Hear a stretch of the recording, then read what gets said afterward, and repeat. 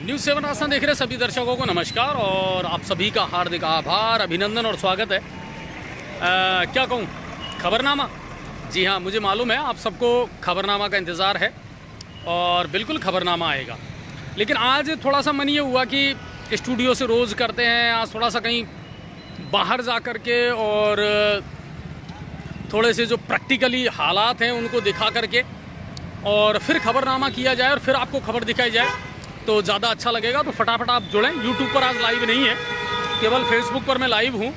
और टीम कह रही थी सर स्टूडियो से कर लें, स्टूडियो में बैठे भी थे, लेकिन फिर पता नहीं क्यों अचानक मेरे दिमाग में आई कि नहीं। बहुत सारा वक्त ऐसा था जब मैंने फव्वारे से लाइव आपको दिखाया है। आप में से बहुत सारे लोगों को याद होगा कोरोना का वो टाइम जब मैं किसी और चैनल में जुड़ा हुआ था, शुरुआत की थी और यहाँ से हम बहुत सारा लाइव आपको दिखाया करते थे। दिन भर की बहुत सारी खबरें आपको दिया करते थे फव्वारा चौक से। तो आज पता नहीं अचानक ही मन में भी ये विचार आया कि थोड़ा सा आज वहीं से हम लाइव दिखाएं और वहीं से आप लोगों से बातचीत करें। तो फटाफट आप जुड़ें और शेयर करें। केवल फेसबुक पर आप आज हम लाइव हैं, यूट्यूब पर लाइव नहीं है। खबरें आपको दिन भर की जो भी हैं वो भी मैं आपको बताऊँगा। इसके अलावा देखिए, लोकसभा के चुनाव अब नज़दीक हैं और प्रथम चरण के जो चुनाव है वो 19 अप्रैल को है। आज 15 तारीख हो गई, यानी ले दे करके सिर्फ 3 दिन बचे हैं। चौथे दिन तो वोटिंग शुरू हो जाएगी। प्रथम चरण के चुनावों में हमारे आसपास का अगर बात करें तो केवल करौली धौलपुर है, वहाँ चुनाव है। अभी तक का जो रेशो वहाँ से निकल करके आ रहा है, एक तरफ कांग्रेस ने जो पूर्व मंत्री रहे PWD में भजन लाल जाटव, उनको प्रत्याशी बनाया है। वहीं कांग्रेस ने दाव लगाया है इंदु देवी जाटव पर। अभी तक का जो फीडबैक वहाँ से निकल करके आ रहा है, जो सर्वे हुआ है उसके मुताबिक ये है कि हाँ, बीजेपी का पलड़ा भारी है, क्योंकि वहाँ कैंडिडेट बदला है। राजौरिया जी के खिलाफ थोड़ी सी बगावत थी, वहाँ लोग नहीं चाह रहे थे कि साहब राजौरिया जी को वापस टिकट मिले, और पार्टी ने टिकट बदला भी और ये फैसला कहीं ना कहीं अभी तक तो ठीक रहा है। आगे परिणाम क्या निकलते हैं वो देखना पड़ेगा। लेकिन वहाँ से जो सर्वे की रिपोर्ट आई है उसके मुताबिक ये है कि अच्छी स्थिति है वहाँ पर इंदु देवी जाटव की, और बीजेपी हो सकता है वो सीट वहाँ से निकाल ले। फटाफट जुड़ें और शेयर भी करते चलें। कमल भाई हैं, भाई साहब राधे राधे, स्वागत है आपका भी। इसके अलावा ऋषिकेश मीना जी हैं, बहुत बहुत स्वागत है। शेयर करते चलना है ना, क्योंकि आज यूट्यूब पर लाइव नहीं है भाई, केवल फेसबुक पर लाइव हैं। और माफ़ी चाहता हूं अगर आप लोगों में से किसी को बुरा लग रहा हो कि सर आज यहां से क्यों लाइव कर रहे हैं, स्टूडियो से लाइव क्यों नहीं कर रहे हैं। लेकिन मेरा मन था कि यार आज यहां से लाइव करें और थोड़ा सा रूबरू आपको बहुत सारी चीज़ें बताऊं। कैला देवी का मेला इन दिनों चल रहा है, अभी बस भर भर कर ये यहाँ पर आ रही हैं। रोडवेज की बसें प्रशासन ने लगाई हैं, उस पर भी थोड़ी सी मैं चर्चा करूँगा, हालात पर भी चर्चा करूँगा। खबरें तो बिल्कुल हैं ही। आज जो खबरें थी उनमें राष्ट्रीय लेवल की अगर खबरों की मैं बात करूं तो सबसे बड़ी खबर जो आज मैंने नोटिस की है वो ये है, बिल्कुल बिल्कुल ऋषिकेश भाई, आज मैंने लाइव भी दिखा दिया था आपको, सरसों की खरीद चालू हो गई, तुलाई भी शुरू हो गई है।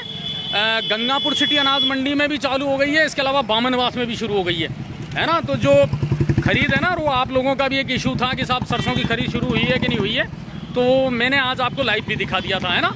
सरसों की खरीद शुरू हो गई है। हमारे जितने भी किसान भाई हैं, 20 किसान जो हैं प्रतिदिन वो वहाँ पर तुलाई करवा सकते हैं। आज 10 किसानों का नंबर आया था नई अनाज मंडी गंगापुर सिटी में, और बामनवास में भी वो खरीद जो है अब वो शुरू हो गई है मेरे भाई। तो ये एक इम्पोर्टेंट जानकारी है जो मैं आपको दे रहा हूँ। सरसों की खरीद शुरू हो गई है ना, इसको लेकर के अब कोई गफलत की स्थिति या कन्फ्यूज़न की स्थिति नहीं रहनी चाहिए। तो मैं आपसे जिक्र कर रहा था आज की राष्ट्रीय लेवल की खबरों की। तो आज एक खबर थी जिसको मैंने बड़े गौर से देखा भी और उसको नोटिस भी किया। लोकसभा चुनावों से पहले प्रधानमंत्री मोदी का आज एक इंटरव्यू आया था ANI पर, और वो इंटरव्यू मैंने भी गौर से देखा है। बहुत सारे सवाल और अच्छे सवाल उनसे किए गए थे और सारे सवालों का जवाब बड़े बेबाक तरीके से आज प्रधानमंत्री मोदी ने दिया। इम्पोर्टेंट सवाल उनसे पूछे गए थे। मंदिर निर्माण को लेकर के पूछा गया था, ये कितना बड़ा राजनीतिक मुद्दा रहेगा। इसके अलावा डराने और धमकाने वाली जो राजनीति चल रही है उसको लेकर के सवाल पूछा गया था। और पहले एक चला करता था इंडिया इज़ इंदिरा गांधी और इंदिरा गांधी इज़ इंडिया, तो क्या अब लोगों का परसेप्शन बदला है, India is Modi, Modi is India, उसको लेकर के भी सवाल पूछा गया था। तो बहुत सारे सवाल उनसे पूछे गए थे और बेबाक तरीके से उन सवालों का जवाब भी आज प्रधानमंत्री मोदी ने दिया था। उस इंटरव्यू को ज़रूर देखना, ANI पर प्रसारित हुआ था वो आज। और आपको मैं बताऊँ, बहुत सारे सवालों का उन्होंने खुल करके जवाब दिया। प्रधानमंत्री मोदी से पूछा गया कि डर का एक माहौल बनाया गया है और आप लोगों को डरा करके, धमका करके जो राजनीति कर रहे हैं, इसको लेकर के कहीं ना कहीं वातावरण बना है। PM मोदी ने कहा कि किसी को डराना या धमकाना मेरा उद्देश्य नहीं है। बड़े निर्णय जब मैं लेता हूं तो उसके पीछे उद्देश्य ये रहता है कि उसके दूरगामी परिणाम क्या अच्छे और क्या बुरे निकलेंगे, ये सोच करके मैं निर्णय लेता हूं। किसी को डराने या धमकाने के लिए कोई निर्णय नहीं लिया जाता है। तो ये उनका कहना था। राम मंदिर को लेकर के उन्होंने कहा कि इसको लेकर के राजनीति किसने की है, पहले तो ये सवाल उठाओ आप। हमने नहीं की है। आज़ादी के टाइम से, उससे पहले से ये मामला अदालत में चल रहा था, तो इसको सॉल्व क्यों नहीं करवाया गया? अच्छी अपॉर्चुनिटी थी उस समय के राजनीतिक दलों के पास में, इनको निपटाया क्यों नहीं गया था? वो चाहते तो इस अपॉर्चुनिटी को ले सकते थे। तो इस पर भी वो आज खुल करके बोले हैं और इस पर भी खुल करके आज उन्होंने जवाब दिया है। इसके अलावा कुछ और सवाल भी आज उनसे पूछे गए थे कि आप बार बार 2047 तक का विजन बताते हैं, आखिर 2047 तक का आपका विजन है क्या? तो प्रधानमंत्री मोदी ने साफ कहा कि देखिए 2047 में हमारे देश की आज़ादी के 100 साल पूरे होते हैं और उन 100 साल के विजनों को ध्यान में रख करके ही हमने एक संकल्प लिया है कि हम 2047 तक हिंदुस्तान को कैसा बनाना चाहते हैं और उसी संकल्प पर हम चलना चाहते हैं, ये उन्होंने कहा है। इसके अलावा उन्होंने कहा है कि साहब ये मोदी की गारंटी क्या है? तो उन्होंने कहा कि गारंटी नहीं है, ये ऐसा नहीं है कि ये कोई गारंटी है, ये है अपने आप से किया गया एक कमिटमेंट। प्रधानमंत्री मोदी ने कहा कि ये एक कमिटमेंट है और वो मैंने लोगों से किया है, वो मैंने वादा किया है लोगों से कि उस कमिटमेंट को मैं पूरा करूँगा समय रहते, और चाहते हैं कि बस विकास की एक सतत जो प्रक्रिया है वो चलती रहे। तो बहुत सारे मुद्दों पर आज उन्होंने खुल करके बातचीत की है और बहुत सारे सवालों का जवाब आज उन्होंने दिया है। दूसरी बात, आज का एक और जो खबर राष्ट्रीय लेवल की निकल करके आई वो है कि इलेक्शन कमीशन ने आज एक डाटा जारी किया है और उसके मुताबिक ये है कि 1 मार्च से लेकर के और 23 अप्रैल तक अलग अलग पूरे देश भर में जो नाके बनाए गए हैं और जिन पर धरपकड़ चल रही है, चाहे वो अवैध शराब है, ड्रग्स है और गलत तरीके से जो पैसा आ रहा है, उसकी धरपकड़ को लेकर के जो आंकड़े जारी किए हैं चुनाव आयोग ने, उसके मुताबिक ये है 4658.13 करोड़ रुपए जो हैं वो अब तक जब्त किए गए हैं। इनमें शराब भी है, सोना चांदी भी है, अलग अलग तरीके का जो अवैध सामग्री है वो पुलिस ने जब्त की है इलेक्शन कमीशन के आधार पर। तो कुल मिलाकर के अच्छी खासी रिकवरी जो है इस बार इलेक्शन कमीशन ने की है, पुलिस प्रशासन ने की है, क्योंकि ये जो पैसा है कहीं ना कहीं इसका दुरुपयोग जो है वो चुनावों में किया जाता है और उसी को लेकर के इलेक्शन कमीशन हर बार इस तरह के नाके लगाता है और उसी तरीके के ये धरपकड़ के जो काम है वो चलते हैं। शेयर कम कर रहे हो भाई, बहुत कम लोग जुड़े हो। और सबसे बड़ा स्कोर बनाया है हैदराबाद ने, अब्दुल भाई कह रहे हैं 287, बिल्कुल ये IPL का अब तक का सबसे बड़ा स्कोर है। मेरे ख्याल से इसके बाद में इसी IPL में जो सबसे बड़ा स्कोर बना था वो 277 का बना था, है ना, जितना मुझे याद है। तो बिल्कुल 287 बनाया है और हैदराबाद ने शुरुआत बहुत अच्छी की थी और पावर प्ले का भी बहुत अच्छा इस्तेमाल उन्होंने किया था। तो धन्यवाद, आपने एक जो है जानकारी, एक खबर जो है IPL से जुड़ी हुई हमको दी है। इसके अलावा शराब नीति घोटाले में केजरीवाल की जो मुसीबतें हैं वो कम होने का नाम नहीं ले रही हैं, उनको राहत अभी भी नहीं मिली है। ये खबर मैं आपको बता देता हूँ।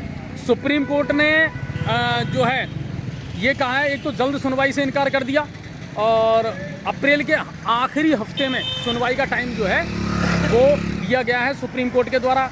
दूसरी बात, अब उसके बाद में राउज एवेन्यू कोर्ट जो है उन्होंने न्यायिक हिरासत अरविंद केजरीवाल की बढ़ा करके और 23 अप्रैल तक कर दी गई है। यानी अभी अरविंद केजरीवाल को किसी भी तरीके से राहत मिलने वाली है नहीं। तो ये एक बड़ी मुसीबत वाली खबर आई है आम आदमी पार्टी के लिए। हालांकि देखिए उनके जो वकील हैं सिंघवी साहब, उन्होंने कहा भी था कि साहब चुनाव को प्रभावित करने के लिए ये किया जा रहा है और चुनाव प्रभावित हों, वो प्रचार नहीं कर पा रहे हैं, तो कहीं ना कहीं राहत दी जानी चाहिए। लेकिन कोर्ट ने पहले भी ये कहा है, देखिए राजनीति से हमको कोई लेना देना नहीं है। तो एक तो ये जो खबर है वो मैं आपको बता रहा हूँ कि जो राहत मिलनी चाहिए थी अरविंद केजरीवाल को, जिसकी वो रिक्वेस्ट कर रहे थे, वो राहत उनको नहीं मिल पाई है। इसके अलावा और जो खबरें हैं अगर उनकी मैं बात करूं तो अभी मैं फवारा चौक से आपको ये लाइव दिखा रहा हूँ।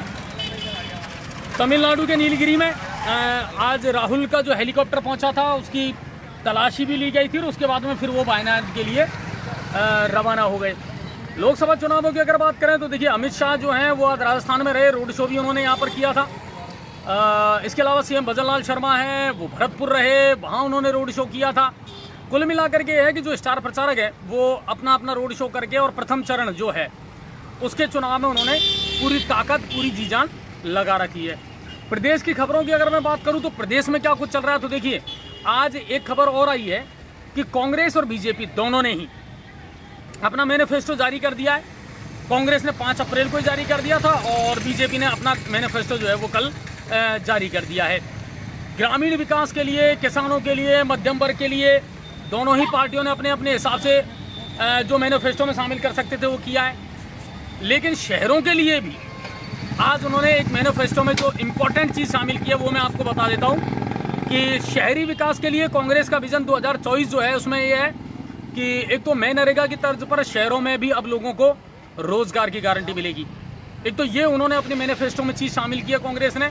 इसके अलावा उन्होंने एक चीज़ और शामिल की है और वो शामिल ये की है कि निकायों में अध्यक्ष है, सभापति है, इनके चुनाव अब सीधे जनता के द्वारा करवाए जाएंगे। बड़ी खबर है कि सीधे जनता के द्वारा ये चुनाव करवाए जाएंगे निकायों में और इसको अब कांग्रेस ने अपने मैनिफेस्टो में शामिल किया गया है शहरी विकास की बातों को लेकर के। इसके अलावा मैं आपको बता देता हूँ दूसरी तरफ बीजेपी ने भी अपना जो मैनिफेस्टो है उसमें भी शहरी विकास को लेकर के कुछ नई चीज़ें जो हैं वो शामिल की हैं और उन चीज़ों को लेकर के अगर बात करें तो शहर से जुड़े जो विषय हैं वो पाठ्यक्रम में शामिल होंगे, सस्ती कीमतों पर घर मिलेंगे, इन चीज़ों को शामिल किया गया है। गृह मंत्री अमित शाह ने जयपुर में रोड शो किया है, सांगानेरी गेट से लेकर के छोटी चौपड़ तक आज गृह मंत्री अमित शाह का रोड शो चला है। ऋषिकेश जी राजस्थान उच्च न्यायालय के आदेश के बाद भी अभी इसको थोड़ा सा ड्रॉप रखें। ये एक ऐसा मामला है अभी इसकी बात करना ही कहीं ना कहीं है ना ठीक नहीं है, क्योंकि अब जब आचार संहिता लगी हुई है, उच्च न्यायालय का बिल्कुल आदेश भी आ गया, आपको हमको सबको पता है, हम बहुत लंबे टाइम से इसको लेकर के संघर्ष भी कर रहे हैं, लड़ाई भी लड़ रहे हैं, लेकिन अभी इसका कोई औचित्य नहीं है। और कांग्रेस महासचिव प्रियंका गांधी आज बांदीकुई पहुंची हैं और उन्होंने वहां रोड शो किया है। तो ये खबरें थी प्रदेश लेवल की। इसके अलावा सलमान खान के घर पर जो फायरिंग हुई है उसकी जो तार हैं वो राजस्थान से जुड़ते हुए नज़र आ रहे हैं, बिश्नोई गैंग से जुड़ते हुए नज़र आ रहे हैं। धमकी भी उन्होंने दी है कि अभी तो सिर्फ दीवारों को निशाना बनाया गया है, आगे देखिए क्या कुछ होता है। और बिश्नोई गैंग एक ऐसा है, लॉरेंस बिश्नोई गैंग, जिसने खुलेआम पहले भी सलमान खान को धमकी दी है, जान से मारने की धमकी दी है। तो कुल मिलाकर के ये मामला पहले से चल रहा है। और बाड़मेर में आज देखिए, बाड़मेर जो सीट है उसमें दोनों ही पार्टियों की हवा अगर किसी ने निकाल रखी है तो वो निकाल रखी है निर्दलीय रविंद्र सिंह भाटी ने। और रविंद्र सिंह भाटी ने जो हवा निकाल रखी है वो इसलिए क्योंकि एक तो इनके चुनाव प्रचार में भीड़ अच्छी खासी जुट रही है, ठीक है ना, बहुत लोग इकट्ठे हो रहे हैं और बीजेपी और कांग्रेस दोनों के लिए सिरदर्द बने हुए हैं रविंद्र सिंह भाटी। और ज़्यादातर वो अपनी चुनावी सभाओं में अगर किसी को निशाना बनाते हैं तो वो कांग्रेस को बनाते हैं। आज भी उन्होंने एक बड़ी बात कही है और उन्होंने कहा है रिफाइनरी का जो मामला है, रिफाइनरी को लेकर के आज रविंद्र सिंह भाटी ने कहा है कि रिफाइनरी में कांग्रेस ने दलाली की है और उस दलाली का बदला हम लेंगे, उन दलालों को भी हम निकाल करके बाहर करेंगे और सूद समेत जो दलाली की है और जो भ्रष्टाचार किया है उसको मैं वापस निकालूंगा, ये कहना था रविंद्र सिंह भाटी का। और इसके अलावा मैं आपको बता देता हूँ, आगे जुड़ते चलें, आप लोग शेयर कम कर रहे हैं। राजस्थान के 28 ज़िलों में इस बार अच्छा रहेगा मानसून, ये मौसम विभाग का कहना है। इस बार मानसून की बरसात जो है वो सामान्य से अच्छी रहेगी। हमारा सवाई माधोपुर जिला भी है, उसमें सवाई माधोपुर है, करौली है, जिनमें औसत से अच्छी बारिश होगी, ये कहना है। सामान्य से 6% ज़्यादा बारिश इन ज़िलों में होगी। और बात करें अब हमारे यहाँ की, है ना, अपने स्थानीय मुद्दों की अगर हम बात करें तो फटाफट जुड़ते चलें आप लोग, ताकि आपके कमेंट भी मैं देख पाऊँ और खुल करके आप लोगों से मैं चर्चा इस बारे में कर पाऊँ। और इसीलिए मैं आज बाहर से प्रोग्राम कर रहा हूँ, क्योंकि मैं ये चाह रहा था कि बहुत सारे मुद्दे ऐसे हैं जिन पर आप लोगों से मेरी खुल करके चर्चा हो और आप लोगों से मैं बात करवाऊँ। स्थानीय मुद्दों की अगर मैं बात करूँ, देखिए सर, जिला बन गया गंगापुर सिटी, जिला कलेक्टर यहाँ बैठने लग गए, एसपी महोदय यहाँ बैठने लग गए, अच्छी बात है, एक अच्छी सौगात हमको मिली है। परसों से हमारी एक मांग थी कि साहब गंगापुर सिटी को आप जिला बना दें। गंगापुर सिटी पहले बनना था, लेकिन चलिए कोई बात नहीं, करौली बन गया। अब समस्या ये आ रही है कि क्या जिला बनने से ही सारी समस्याओं का समाधान हो गया? मेरी आवाज़ आप लोगों के पास अगर प्रॉपर आ रही हो ना, तो एक बार कमेंट के माध्यम से मुझे बता दें, क्योंकि आज मैं स्टूडियो से नहीं चला रहा हूँ, फवारा चौक से लाइव चला रहा हूँ, घूमते फिरते और लोगों के हालात देखते हुए।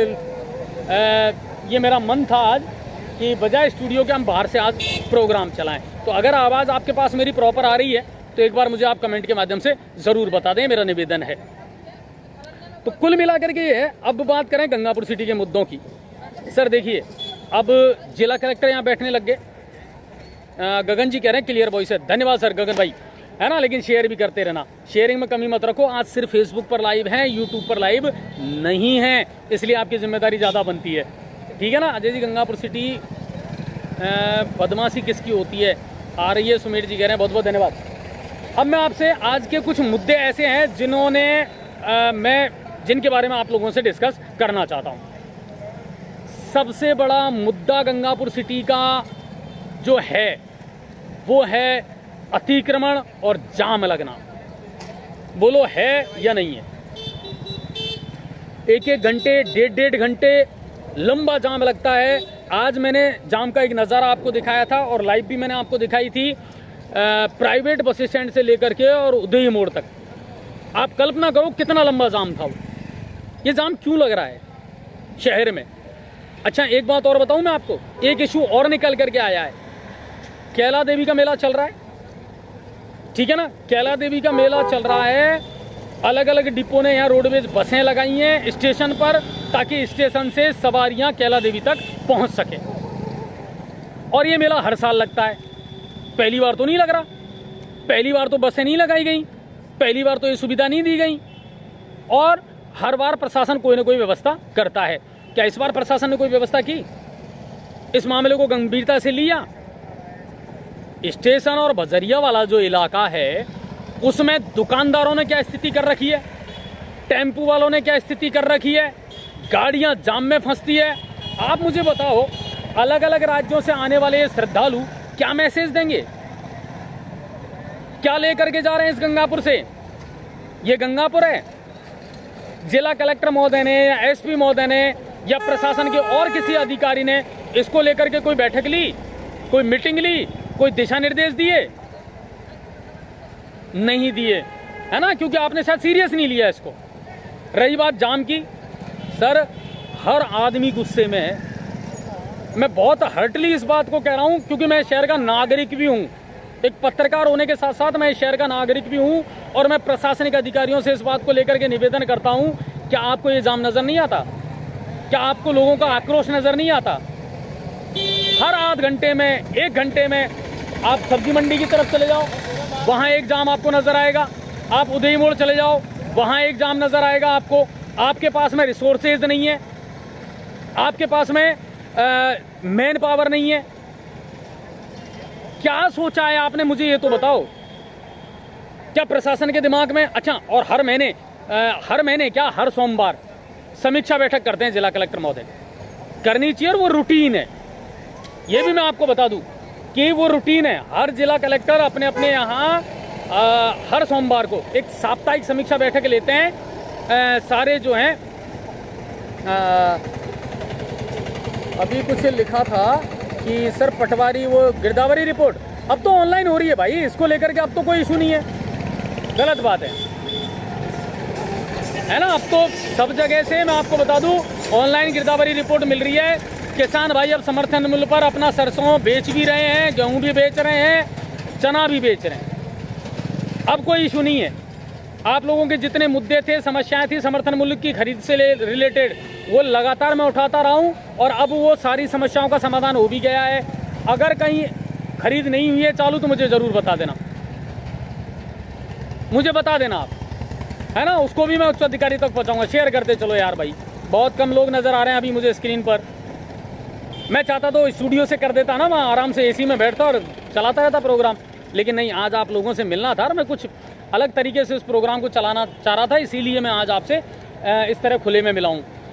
तो मैं जो बात कर रहा था आप लोगों से, जो डिस्कस कर रहा था, वो कर रहा था जाम को लेकर के।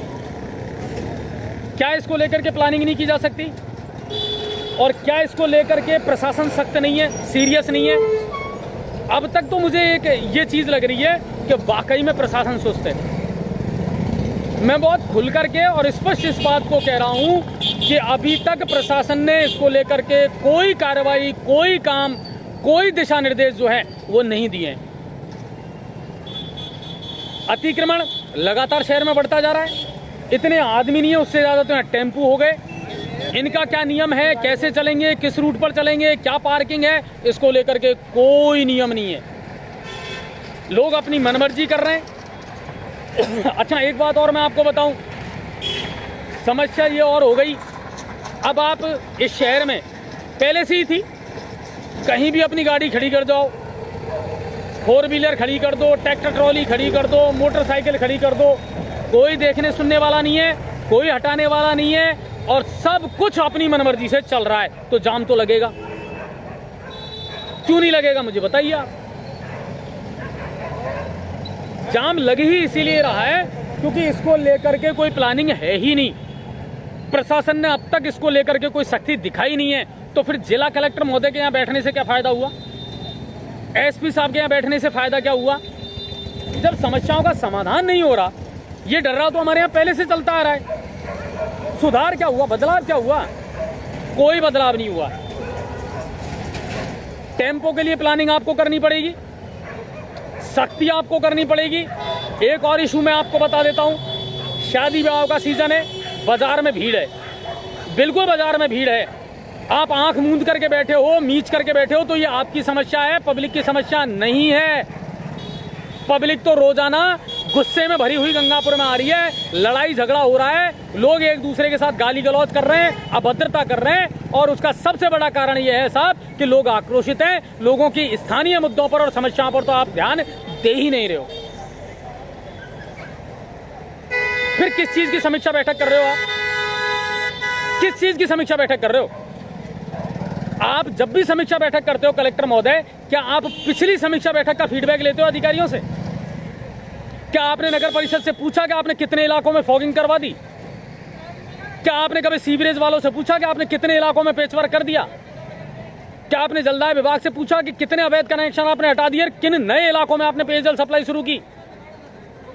नहीं पूछा आपने। फिर क्या फायदा है इस समीक्षा बैठक का? नए टास्क उनको दे देते हो, प्रेस नोट आप जारी कर देते हो, ये दिशा निर्देश दिए हैं, ये दिशा निर्देश दिए, ये दिशा निर्देश दिए, पिछले काम हुए नहीं है, पिछली समस्याओं का समाधान हुआ नहीं है, और आप कह रहे हो कि साहब समीक्षा बैठक ले ली हमने।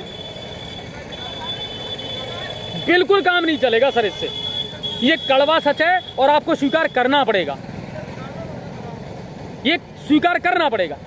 दूसरी बात, सबसे बड़ी बात है बाजार में जाम लगने की। शादी ब्याह का सीजन है, लोग बिल्कुल बाजार में खरीदारी करने आएंगे, आने भी चाहिए, व्यापार भी बढ़ेगा, ठीक है, लेकिन जाम की सबसे प्रमुख वजह खुद व्यापारी है, खुद व्यापारी है। और उसका सबसे बड़ा कारण यह है, हमने पहले भी कई बार ये मुद्दे उठाए हैं, क्या व्यापारी ट्रांसपोर्ट से अपना माल सुबह 9 बजे से पहले और शाम को 6 बजे बाद नहीं मंगवा सकता? जिस बाजार में पार्किंग की व्यवस्था नहीं, जहां मोटरसाइकिलों को खड़े रहने की जगह नहीं है, वहां आप ठेले कैसे लगा दोगे? कैसे जाएंगे वो ठेले? पूरे बाजार में अगर जाम रहता है, आप देखिए 1-1 घंटे जाम लगा रहता है, लड़ाई झगड़े होते हैं लोगों के, कौन है इसके लिए जिम्मेदार? किस तरह का व्यापार एसोसिएशन है? किस तरह की मीटिंग लेते हो आप इनसे? कोई मीटिंग नहीं लेते आप, आपने सख्ती की नहीं है। मैं आपको बता रहा हूं, अगर आप 50% आपकी समस्या का समाधान हो जाएगा जिस दिन आप ये कह दोगे ना, कोई भी व्यापारी दिन में ट्रांसपोर्ट से अपना माल नहीं मंगवाएगा। अगर ये बात होती है तो इससे बहुत कुछ जाम की समस्या का निदान हो सकता है। व्यापारी का माल दिन भर आता है। जिस बाजार में मोटरसाइकिल को खड़े होने को जगह नहीं है, वहां आप ठेलों में अगर माल मंगवा रहे हो तो जाम तो लगेगा ही लगेगा। व्यापारियों के साथ बैठ करके, और देखिए एक्सक्यूज नहीं चलेंगे, एक्सक्यूज बिल्कुल नहीं चलेंगे। ये तो अब सुनना ही छोड़ दो आप कि साहब टेम्पो वाले गरीब आदमी हैं, क्या करें साहब। तो गरीब है तो क्या सड़कें जाम करेंगे? गरीब है तो क्या नियम तोड़ेंगे? गरीब है तो क्या कहीं भी सवारी उतार देंगे? आप मुझे बताइए, दोनों में से एक काम हो सकता है, या तो गरीब समझ करके सारे नियमों की धज्जी उड़ा दो, या फिर प्रशासन को कहीं ना कहीं जो है सख्ती दिखानी पड़ेगी। ये शहर रोजाना जाम से प्रभावित हो रहा है, ये शहर रोजाना अतिक्रमण से प्रभावित हो रहा है। इस शहर के लोग आक्रोशित हैं, नाराज हैं, और उसका कारण ये है कि जिला कलेक्टर बैठने के बावजूद भी लोगों की समस्याओं का समाधान नहीं हो रहा है, नहीं हो पा रहा है। फिर काय की समीक्षा बैठक ले रहे हो सर आप? मुझे बताइए, आप नगर परिषद ने कितने दिन फॉगिंग करवाई है, कितने वार्डों में फॉगिंग करवाई है? आप पूछ करके देखिए नगर परिषद से, आप जलदाय विभाग से पूछ करके देखिए कि आपने कितने अवैध कनेक्शन हटाए हैं, कितनी पाइपलाइन सही करी है आपने, कितने इलाकों में आपने नया जो है पेयजल सप्लाई करी है, आपने कितने हेडपंप और बोरवेल सुधरवाए हैं, इसकी पूछिए ना आप, लीजिए उनसे रिकॉर्ड। समीक्षा बैठक का कोई सेंस नहीं है सर, जब तक आप फीडबैक नहीं लोगे तब तक काम नहीं चलने वाला है। व्यापारियों से बैठ करके आप बार बार मीटिंग लेते हैं, क्या निकल करके आया मुझे बताइए? क्या व्यापारियों ने दिन में माल मंगाना बंद कर दिया? नहीं बंद कर दिया। व्यापारी आज भी दिन में माल मंगवा रहा है। उनके ठेले, उनके रिक्शे जो है ना, वो बड़ा बड़ा माल लेकर के बाजार में जा रहे हैं और बाजार में जाम लगता है। जिस बाजार में मोटरसाइकिल को खड़े होने की जगह नहीं है, वहां आप दिन भर ठेले कैसे अलाउ कर सकते हो? अगर आपको ट्रांसपोर्ट से माल मंगवाना है, आज मैंने कुछ व्यापारियों से बात की, व्यापारी कह रहे हैं साहब क्या करें, ट्रांसपोर्ट वाला सुबह भेज देता है। भाई साहब नियम तो बनाने पड़ेंगे आपको। कैसे भेज देगा वो? दिन में माल कैसे भेज देगा वो? अगर एक ट्रांसपोर्ट वालों से आपने कह दी कि 9 बजे से पहले सुबह बाजार में माल जाएगा और शाम को 6 बजे बाद जाएगा, मैं गारंटी देता हूं आपको 50% समस्या का समाधान हो जाएगा आपकी, और बाजार में जाम नहीं लगेगा। क्यों नहीं करते आप? मेरा सीधा सवाल है कलेक्टर महोदय से कि आप सिर्फ समीक्षा बैठक ना करें, जो असली मुद्दे हैं उन पर चर्चा करें, उन पर बात करें, और सख्त होना पड़ेगा। अगर आप सख्त नहीं होंगे तो जाम की समस्या का समाधान नहीं निकलेगा। तो बहुत सारे मुद्दे हैं जिन पर आज मेरी बातचीत भी हुई है। आज एक प्रेस नोट भी जिला कलेक्टर महोदय के द्वारा जारी किया गया है कि साहब इन चीज़ों को लेकर के, इन इश्यूज को लेकर के बात हुई है। आप बात कुछ भी कर लें, दिशा निर्देश कुछ भी दे दें, लेकिन जब तक प्रशासन सख्त नियम नहीं बनाएगा, आप मुझे बताओ कितने ऑटो स्टैंड है? मैं देखता हूं कितने ऑटो स्टैंड के बोर्ड हैं जो नगर परिषद ने लगाए गए हैं। क्या उन ऑटो स्टैंडों पर ऑटो रुकता है? नहीं रुकता। इनका बस नहीं चले, नहीं घर चले जाएं लेने के लिए। आदमी से ज्यादा ऑटो हो गए गंगापुर सिटी में। पहले तो डीजल वाले ही चला करते थे, अब तो इलेक्ट्रॉनिक और आगे 3 टांग का होता है, ये लोग कहीं भी घुमा देते हैं। और इतने बेशर्माए हैं कि अगर पीछे जाम भी लग रहा है ना तो इन्हें कोई फर्क नहीं पड़ता, ये देखते रहते हैं कि पीछे जाम है, मेरी वजह से जाम है। ये टेम्पो वाले को खुद को पता रहता है, लेकिन उसके बावजूद भी ये लोग टेम्पो नहीं हटाते हैं, बैठ करके घंटों बात करते रहते हैं। आपने कभी पूछा इनके लाइसेंस चेक किया आपने? कितनों पर वर्दी है, कितने नियम पालन कर रहे हैं? 17 साल से कम उम्र का बच्चा जो है टेम्पो चला रहा है इस गंगापुर में, कभी जांच किया आपने? इनको कभी पार्किंग की जगह उपलब्ध करवाई आपने? टेम्पो वालों का बोले साहब एसोसिएशन बन गया। कहाँ है एसोसिएशन? किस चीज के लिए एसोसिएशन बनाते हो आप? अगर समाज में सुधार नहीं कर सकते, समस्याओं का समाधान नहीं कर सकते, तो फिर उस एसोसिएशन का फायदा क्या है? कैला देवी का मेला चल रहा है, रोडवेज बसें स्टेशन से होकर के गुजरती हैं। क्या आपको पता नहीं है कि बजरिया में कितना जाम लगता है, कितना अतिक्रमण है? पुरानी अनाज मंडी का आपको पता नहीं है? कुछ दिन पहले एक गाड़ी वहां पर जल गई थी, दिन में आग लग गई थी और अग्निशमन वहां नहीं पहुंच पाई। खुदा ना खास्ता अगर किसी दिन मुख्य बाजार में आग लग जाए किसी दुकान में, तो आप कल्पना कर सकते हो वहां अग्निशमन पहुंच सकती है? पहुंच सकती है क्या? सेकंडों में इतनी दुकानें जद में आ जाएंगी उस आग के कि आप अग्निशमन तो क्या, आम आदमी भी काम नहीं कर सकता। आम आदमी काम नहीं कर सकता। अगर मुख्य बाजार में आग लग जाए किसी दुकान में, तो क्या वहां फायर ब्रिगेड पहुंच सकती है? नहीं पहुंच सकती, क्योंकि जगह ही नहीं है। आधे घंटे में आएगा गाड़ी में। भाई जाम मत लगाओ यार प्लीज, इनको निकलने दो।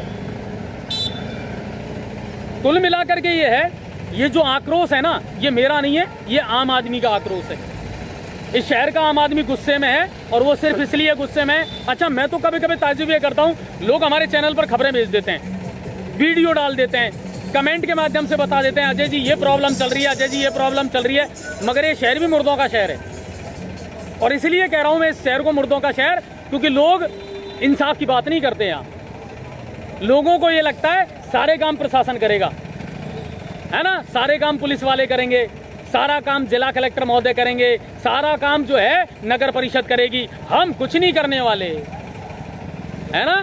लोग कुछ नहीं करने वाले हैं यहाँ, लोग करेंगे अगर आप सख्ती करोगे तो, तब जाकर के लोग काम करेंगे, वरना ऐसा काम नहीं चलने वाला है। आपने जिला बना दिया, बहुत अच्छी बात है, लेकिन इस जिले के हालात को सुधारने की जिम्मेदारी भी कहीं ना कहीं लोगों की भी बनती है, व्यापारियों की बनती है, और प्रशासन की बनती है। मेरा हाथ जोड़ करके निवेदन है, जिला कलेक्टर महोदय से मैं खुद मिलूंगा, इस बारे में उनसे डिस्कस करूंगा। सर, नियमों की पालना लोगों को करवाई जानी चाहिए। जाम से लोग परेशान हैं, अतिक्रमण से लोग परेशान हैं। आप नए बाजार में चले जाइए, सीवरेज वालों ने पूरे शहर को खोद करके पटक दिया, पूरे शहर को खोद करके पटक दिया, पूरे शहर में गड्ढे हैं, किसी ने जाकर के नहीं देखा, लोग चल नहीं सकते। कहां गए सीवरेज वाले? इनका काम तो सितंबर में ही पूरा हो गया था, फिर पेचवर्क क्यों अटका हुआ है? बार बार एक ही गड्ढे को क्यों खोद रहे हैं? इसका मतलब आपने बिना प्लानिंग के, बिना सिस्टम के काम किया था। अगर सिस्टम से और प्लानिंग से काम करते तो लोगों को इतनी परेशानी नहीं होती। करवाओ उसका पेचवर्क, ठीक करवाओ बाजार को। कौन करवाएगा? सीवरेज चालू नहीं हुई उससे पहले इनके चैम्बर ओवरफ्लो हो गए, पूरी गंदगी निकल करके सड़कों पर आ रही है। कौन मॉनिटरिंग करेगा? कोई फायदा नहीं है साप्ताहिक समीक्षा बैठक करने से, कोई फायदा नहीं है सर, जब तक आप फीडबैक नहीं लोगे। इनके खिलाफ अगर आप सख्ती नहीं करोगे सर, तो कोई फायदा नहीं है। व्यापार एसोसिएशन की आप बैठक लीजिए, टेम्पो एसोसिएशन की आप बैठक लीजिए। जो प्राइवेट बसें चल रही है ना, ये जो कैला देवी एक्सप्रेस चल रही है, फलानी एक्सप्रेस चल रही है, ढीकी एक्सप्रेस चल रही है, एक बार इनकी भी बैठक लेकर के देख लो। कितने घंटे तक ये प्राइवेट बस स्टैंडों पर जाम लगा करके रखते हैं। एक गाड़ी निकलती है, दूसरी घुसती है, एक निकलती है, दूसरी घुसती है, तब तक जाम लगा रहता है।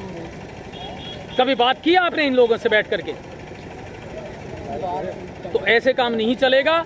इस बारे में सबको बैठ करके सोचना पड़ेगा, विचार करना पड़ेगा।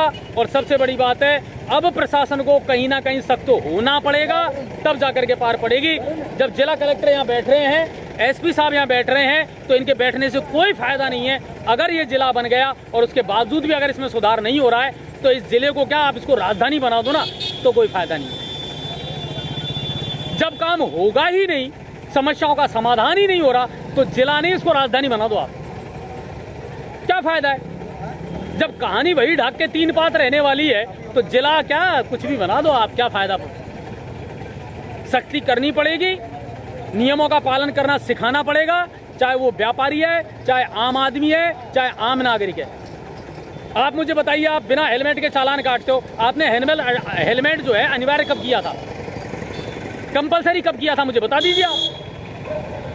आप कहते हो साहब हेलमेट अनिवार्य, बिल्कुल मानते हैं, मैं हेलमेट अनिवार्य लगाना भी चाहिए। अगर एक दिन भी पुलिस प्रशासन का कोई अधिकारी ये कह दे कि 7 दिन का समय हम आपको दे रहे हैं और अब इस शहर में कोई भी बिना हेलमेट के नजर नहीं आएगा, तो क्या मजाल है शहर की जो हेलमेट ना लगाए? पर कही किसी ने, आपको अपने नंबर बढ़ाने, सरकार को अपना रेवेन्यू जनरेट करना है, आपको सिर्फ 2-4 चालान काटने हैं, आपको टारगेट पूरा करना है, बोले साहब हो गया हेलमेट का चालान। ऐसे नहीं सर, दोनों हाथों में लड्डू नहीं चलेंगे। नियम बनाओ तो सबके लिए बनाओ, ठीक है ना। और एक बात और मैं बता दूं आपको, हर चीज में राजनीति इन्वॉल्व नहीं होती है।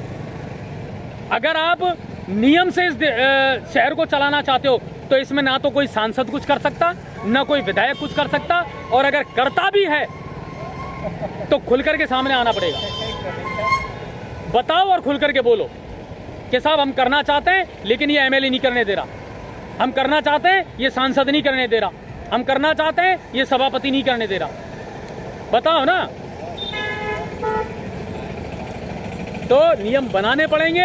शहर दुर्दशा का शिकार है, ना सफाई हो रही, ना फॉगिंग हो रही, ना पेचवर्क हो रहा, ना अतिक्रमण हट रहा, ना जाम से मुक्ति मिल रही, ना सब लोगों को पानी मिल पा रहा है। तो फिर कर क्या रहे हो?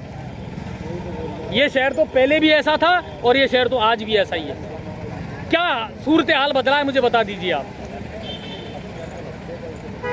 और ये मेरा आक्रोश नहीं है, ये आम आदमी का आक्रोश है जो मैं आज आपको बता रहा हूं। मैं हटाता हूं सर जाम, मैं देता हूं लोगों को सेवाएं।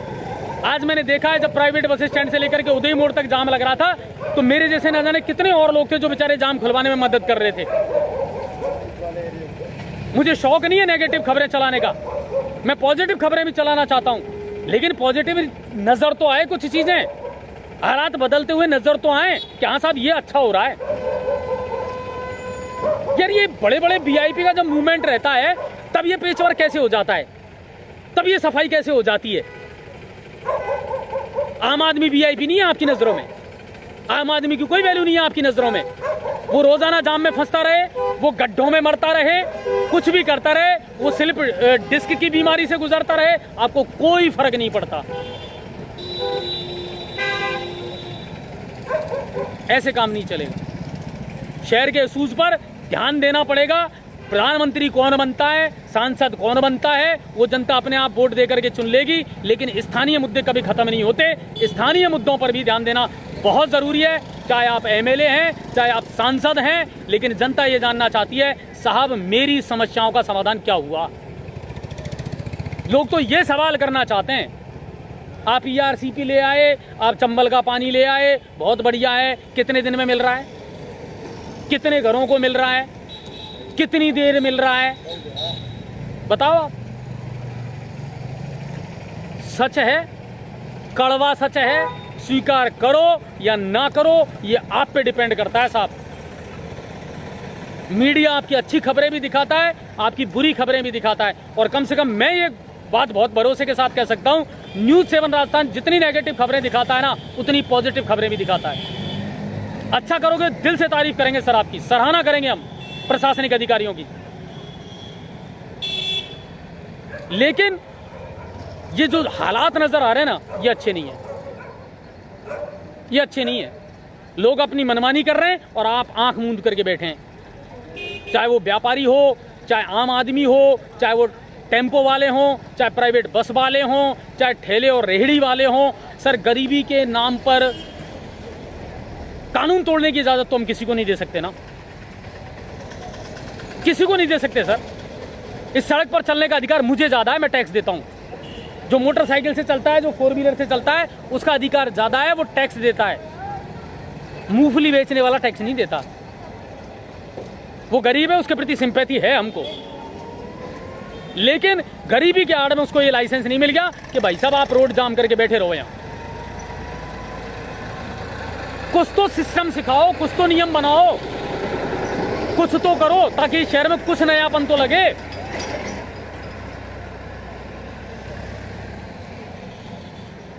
तो आज बहुत सारा आक्रोश था सर, इसीलिए मैं है ना थोड़ा स्टूडियो से बाहर निकल करके आज आप लोगों के लिए लाइव करना चाह रहा था, और उम्मीद करता हूं आप शेयर करेंगे। और मेरा एक निवेदन और है, हाथ जोड़ करके निवेदन है आप लोगों से, सिर्फ इतना कर देना, हो सके जितने अधिकारी आपसे जुड़े हुए हैं व्हाट्सएप के माध्यम से, सोशल मीडिया के माध्यम से, उन तक इस लाइव की कॉपी जरूर पहुंचा देना। मुझे डर नहीं लगता किसी से, मुझे डर नहीं लगता। एक आम आदमी होने के नाते मान लो, या एक रिपोर्टर होने के नाते मान लो, अपनी बात कहने का, फ्रीडम टू स्पीच का अधिकार मुझे संविधान ने दिया है, और मैं कह सकता हूं खुल करके अपनी बातें। और मैंने वही बातें कही हैं जो आम आदमी का दर्द है, आम आदमी की तकलीफ है। सर प्लीज प्लीज इस शहर की सूरत थोड़ी सी संवारो। जिला बनाने से कोई फायदा नहीं है, जिला नहीं, इसको राजधानी बना दो आप, लेकिन जब तक हालात नहीं सुधरेंगे ना, तब तक काम नहीं चलेगा। क्यों सर, सही है ना बात, है ना? आप हर सोमवार समीक्षा बैठक करते रहो, लेकिन कोई सेंस नहीं है अगर आप उनका फीडबैक नहीं लेते हो, अगर आप सड़कों के जाम नहीं हटा पाते हो, आप लोगों को पीने का पानी उपलब्ध नहीं करवा पाते हो, अगर आप फॉगिंग नहीं करवा पाते हो, तो फिर कोई फायदा नहीं है समीक्षा बैठक का, कोई फायदा नहीं है। इसको जिला नहीं, आप राजधानी बनवा दो। चेक तो करना पड़ेगा सर, समीक्षा बैठक लेनी पड़ेगी कलेक्टर महोदय आपको, और समीक्षा बैठक में फीडबैक लेना पड़ेगा आपको। तो मेरा निवेदन है जितने भी दर्शक हैं आज हमारे, कि प्लीज़ इसको शेयर ज़रूर करना उन अधिकारियों के बहरे कानों तक जिन पे ढक्कन लग चुका है ना, उन तक ये पहुंचना जरूर चाहिए। उनको पता लगे हम समीक्षा किस चीज़ की करते हैं। आम आदमी गुस्से में है सर। गर्मी में तापमान 40 और 43 डिग्री है, खोपड़ी का तापमान भी बढ़ता है जब आप जाम में फंसोगे ना, क्योंकि आप तो अपनी एसी गाड़ी में बैठ करके निकल जाते हो सर। आम आदमी मोटरसाइकिल पर धधकता है दिन भर, जीवन के लिए संघर्ष करता है, घर पहुंचने के लिए संघर्ष करता है, व्यापार करने के लिए संघर्ष करता है, और वो संघर्ष में जब वो तपता है ना तो उसे गुस्सा आता है सर। जाम में रुकता है ना वो, तो उसे गुस्सा आता है सर, और वो गुस्सा फिर लड़ाई झगड़े और अपराध की जड़ बनता है। उस गुस्से को अगर आपको दूर करना है तो लोगों की समस्याओं पर ध्यान देना पड़ेगा, मूलभूत आवश्यकताओं पर ध्यान देना पड़ेगा। सिर्फ ये नहीं है कि हर सोमवार इकट्ठे हुए, एसी कमरे में बैठ करके समीक्षा बैठक कर ली और दिशा निर्देश दे दिए। पिछला फीडबैक तो ले लो, पूछ तो लो कि पिछली समीक्षा बैठक में जो मैंने टास्क दिए थे वो किस विभाग ने कितने टास्क पूरे किए। नहीं पूछते आप। कभी पूछा आपने रिंकल मैम से कितने वार्डों में आपने फॉगिंग करवा दी? मेरे वार्ड में तो आज तक नहीं पहुंची। 2-4 वीडियो डाल दिए और फॉगिंग हो गई। कभी हॉस्पिटल में जाकर के देखो हालात क्या हैं, इस शहर के रास्तों से गुजर करके देखो, इस नए बाजार में जाकर के देखो, तब आपको पता चलेगा वास्तविकता क्या है। क्या इन रास्तों से आप नहीं गुजरते? आप भी गुजरते हो। क्या जाम में आप नहीं फंसते? आज 1 घंटे के जाम में पुलिस उपाधीक्षक महोदय की गाड़ी भी वहीं थी, मैंने लाइव में दिखाया था। क्या ये जाम आपको नजर नहीं आता? बैठ करके प्लानिंग करनी पड़ेगी, सिस्टम बिठाना पड़ेगा, और सख्त अगर होना पड़े तो सख्त भी होना पड़ेगा। व्यापारियों से कह दो दिन में कोई माल नहीं मंगवाएगा। व्यापारियों से कह दो हर दुकान पर सीसीटीवी कैमरा होना चाहिए। व्यापारियों से कह दो हर दुकान के सामने कचरा पात्र होना चाहिए। नगर परिषद से कह दो प्रतिदिन कचरा पात्र उठना चाहिए, समय पर कचरे का निस्तारण होना चाहिए। क्यों नहीं होगा काम? इच्छा शक्ति भी तो होना सर। और अगर कोई राजनीति करता है, खुल करके वो भी सामने कहो कि साहब ये एमएलए मुझे काम नहीं करने दे रहा, ये एमपी मुझे काम नहीं करने देना। फिर जनता जनार्दन अपने आप उसका हिसाब कर देगी। आप काहे को टेंशन ले रहे हो? आपको अच्छी खासी तनख्वाह मिल रही है, और जिस चीज़ की तनख्वाह मिल रही है उस काम को ईमानदारी से कर दो। मैं ये कह रहा हूँ, हंगामा करना मेरा भी मकसद नहीं है, बस इतना चाहता हूँ ये सूरत बदल जाए। बहुत बहुत धन्यवाद आप सभी का। उम्मीद करता हूँ कि आज का लाइव आपको पसंद आया होगा। बहुत सारे लोग फवारे से मेरे साथ जुड़ भी गए थे, और वो कहते हैं ना, जाने में मंजिल पर चला था अकेला, लोग मिलते गए, कारवां बनता चला गया, तो लोग जुड़ते चले गए। और ये देखिए, एक पत्रकार का नहीं, एक आम नागरिक का भी एक आक्रोश है जो इन लोगों के रूप में भी कहीं ना कहीं बोलता है। ये बेचारे पता है क्या चाहते हैं? कि कोई सुन ले हमारी। बस आम आदमी ये चाहता है काम हो ना हो वो बाद की बात है, महाराज हमारी सुन तो लो। आम आदमी की सुन लोगे ना, वही बहुत है ना। संजीव जी कह रहे हैं कोई सुनने वाला नहीं है, अपनी अपनी रोटी सेक रहे हैं ना। कहने की दम होनी चाहिए, सुनना तो पड़ेगा। कहने की दम होनी चाहिए, सुनना तो पड़ेगा। ये असली लोकतंत्र है। कौन कहता है कि नहीं सुनता? सुनना पड़ेगा इनको। आप में ही दम नहीं है तो सुनेगा कौन? ठीक है ना। तो बहुत बहुत धन्यवाद आप सभी का। कल फिर आपसे मुलाकात करते हैं ताज़ा अपडेट और ताज़ा खबरों के साथ में। न्यूज़ 7 राजस्थान को देखते रहें। दिन भर की तमाम खबरें आप तक पहुंचाने का प्रयास करता हूं, ईमानदारी के साथ में और निष्पक्षता के साथ में और सच्चाई के साथ में। बाकी आप क्या सोचते हैं उससे मुझे कोई फर्क नहीं पड़ता। बहुत बहुत धन्यवाद आप सभी का, बहुत बहुत शुक्रिया। अब आपके शहर गंगापुर सिटी में चिकित्सा के क्षेत्र में नए आयाम, नए भव्य स्वरूप में आया है वर्धमान मल्टी स्पेशलिटी हॉस्पिटल, जिसमें सभी प्रकार की बीमारियों का एक ही छत के नीचे अत्याधुनिक तकनीक से चिकित्सा सुविधा उपलब्ध, जिनमें जनरल मेडिसिन, सर्जरी, गायनिक, शिशु रोग, हड्डी रोग, यूरोलॉजी, दंत रोग चिकित्सा सुविधा उपलब्ध, विशेषज्ञ डॉक्टर्स की टीम, अत्याधुनिक लैब व सभी प्रकार की जांच सुविधा उपलब्ध, सभी प्रकार की योजनाएं जैसे मुख्यमंत्री, चिरंजीवी, RGHS की सुविधा उपलब्ध। वर्धमान हॉस्पिटल का वादा हर व्यक्ति को निरोगी बनाना। आज ही संपर्क करें Vardhman multi speciality hospital, Jaipur road, Gangapur city. Contact number 8302906531 और 7463294752।